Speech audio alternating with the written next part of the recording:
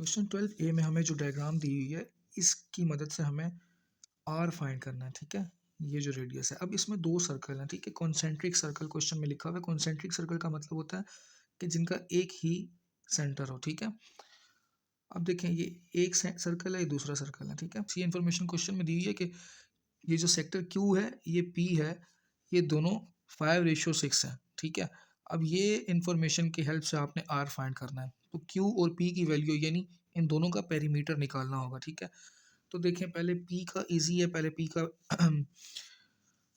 Perimeter find कर लेते हैं। ठीक है, अब पी का पेरीमीटर फाइंड करने के लिए हमारे पास थीटा भी है यानी एंगल भी है और रेडियस भी है। S is equal to R theta. ठीक है, यानी हमने ये आर्क फाइंड करनी है ना, एस यानी ए और बी फाइंड करना है। ए बी फाइंड करने के लिए, आर्क ए बी फाइंड करने के लिए फॉर्मूला लगेगा S is equal to R theta. R की वैल्यू ये रेडियस 18 और थीटा की 2/3। ठीक है, 12 सेंटीमीटर ये आर्क आ गई। ठीक है,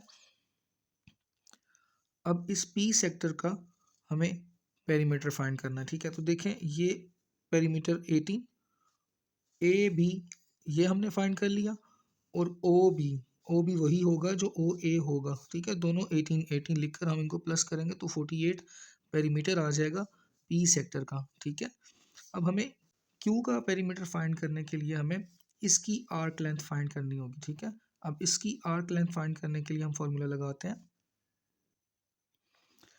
देखिए सी डी फाइंड करने के लिए हम फॉर्मूला लगाते हैं S is equal to R theta.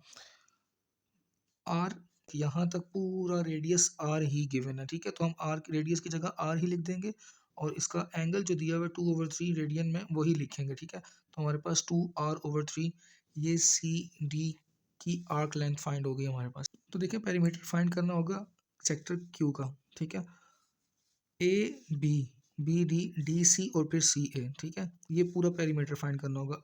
A B तो हमने भी फाइंड किया था। ठीक है, 12 बी डी कितना होगा पूरे आर में से ये वाला हिस्सा यानी 18, ये 18 था ना, यहाँ भी 18 है। पूरे आर में से 18 निकाल दो, पीछे रह जाएगा बी डी। ठीक है, पूरे आर में से माइनस कर दो 18 तो पीछे रह जाएगा बी डी। ठीक है, इस तरीके से आप यहाँ भी लिख लें क्योंकि ए सी बी ऐसे ही फाइंड होगा। ठीक है, और सी डी अभी हमने यहाँ पर फाइंड किया था ना, ये वाली आर्क लेंथ, तो ये सी डी ये हम यहाँ पे पुट कर देते हैं। अब ये पेरीमीटर फाइंड हो गया।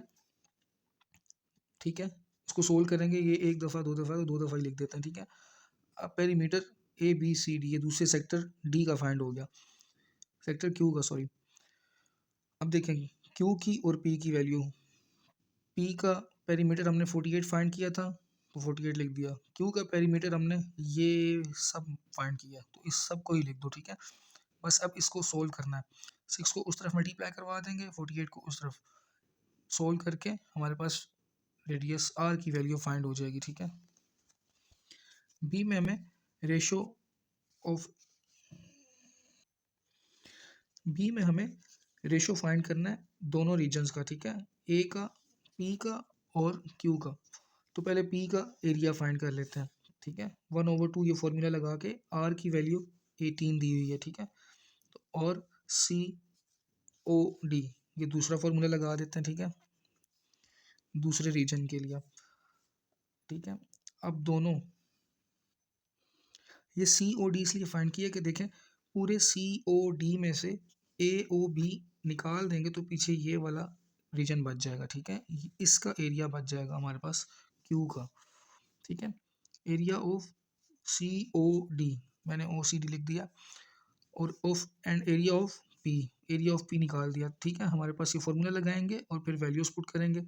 सिंपल इसको सोल्व करेंगे तो ये वैल्यू बच जाएगी। ठीक है,